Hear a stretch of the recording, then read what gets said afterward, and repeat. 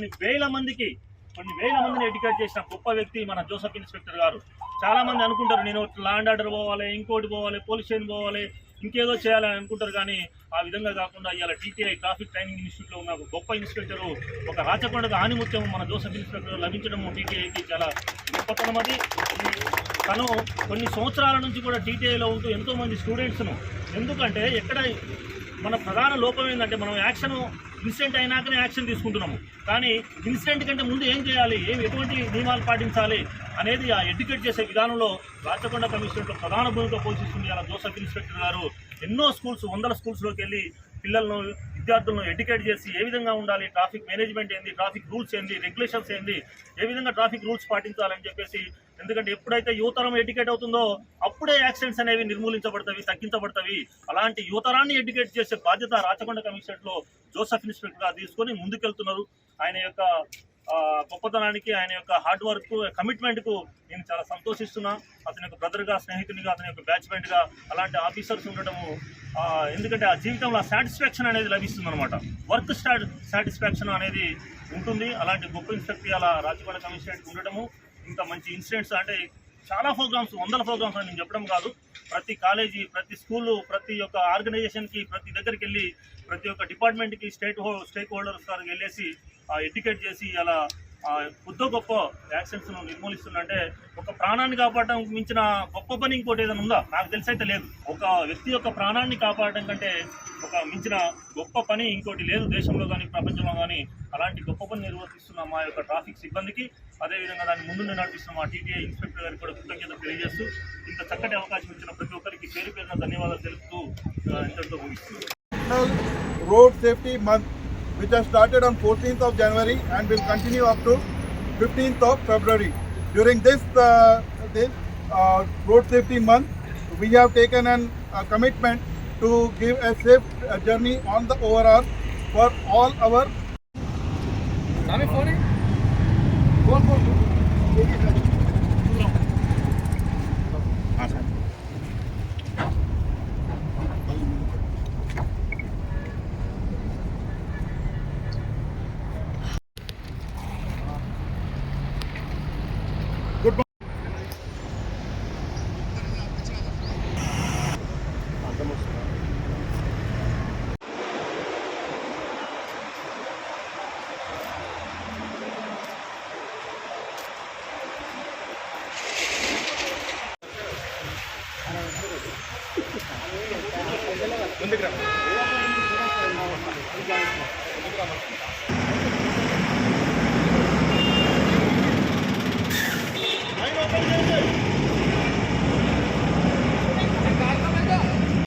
Overall organisations, IRG ఆధ్వర్యంలో ఇక్కడ road safety month గురించి చక్కటి ప్రోగ్రాం నిర్వహించబడుతుంది.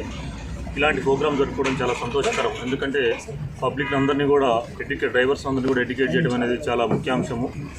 ప్రతిరోజు మనం చూస్తుంటే న్యూస్ పేపర్స్ కానీ, ఎలక్ట్రానిక్ మీడియా, ప్రింట్ మీడియా, ప్రతిరోజు మనం చూస్తే టీవీ పెట్టగానే లేదా ఉదయం పేపర్ రాగానే పలానా దగ్గర యాక్సిడెంట్, కొన్ని 2-3 చనిపోవడం జరుగుతుంది. లేదా మెయిన్ యాక్సిడెంట్ తీసుకుంటే కొన్ని 10 మంది, 5 మంది అట్లా చనిపోవటము, ఎంతోమంది క్షతగాత్రులు కావడం జరుగుతుంది. ఒక వ్యక్తి చనిపోతే ఆ కుటుంబానికి ఆధారపడిన ఆ కుటుంబం మొత్తం కూడా రోడ్డు పాలవుతుంది, వీధిన పడిపోతుంది. అలాంటి ఎన్నో కుటుంబాలు ప్రతిరోజు కూడా ఎన్నో రకాల ఇబ్బందులకు గురవుతున్నాయి. అంటే ఒక కుటుంబంలో ఎక్కువగా యాక్సిడెంట్ వల్ల చనిపోయేది కూడా యువకులు ఎక్కువగా చనిపోతున్నారు.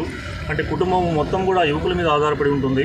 ఒక యువకుడు లేదా ఇంటికి పెద్ద మనిషి చనిపోవడం వల్ల ఆ కుటుంబం మొత్తం కూడా ఇబ్బందికి, ఆర్థికంగా అనేక రకాలైన ఇబ్బందులకు గురయ్యే అవకాశం ఉంది. అంటే ప్రతిరోజు కూడా మనం ఈ విధంగా ఆలోచిస్తే కొన్ని కుటుంబాలు మొత్తం కూడా ప్రతిరోజు ఎటువంటి ఆధారం లేకుండా రోడ్డు మీద పడిపోవడం జరుగుతుంది. అని మనం ఒక సంవత్సరంలో చూసుకుంటే సుమారుగా 1,40,000 వరకు ప్రాణాలు కోల్పోవడం జరుగుతుంది యాక్సిడెంట్ వల్ల. ఇంతమంది కుటుంబాలు యొక్క ఎటువంటి ఆధారం లేకుండా ఎన్నో రకాలైన ఇబ్బందులకు గురవుతున్నాయి. ఇది మేజర్గా యాక్సిడెంట్ అనేది మానవ తప్పిదం వల్లనే జరుగుతుంది.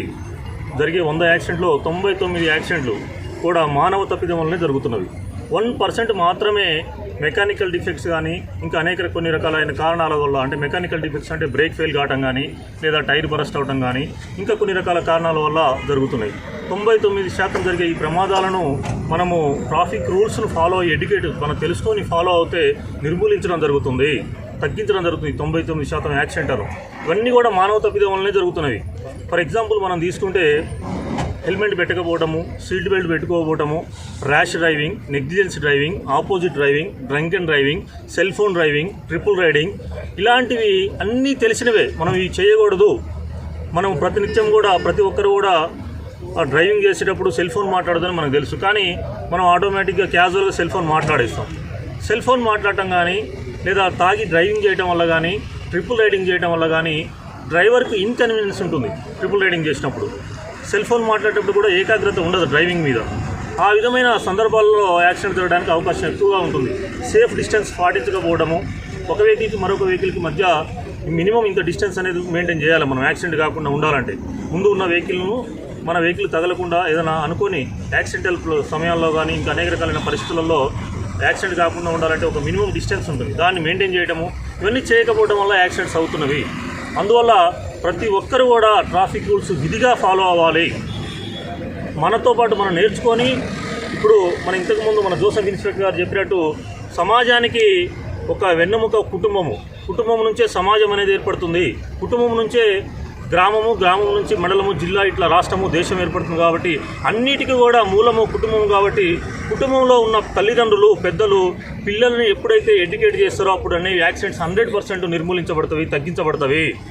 పిల్లల్ని మన కుటుంబంలో మన పిల్లల్ని మనము ఎడ్యుకేట్ చేయాలి. అంటే ఎప్పుడు ఎడ్యుకేట్ అవుతారు పిల్లలు?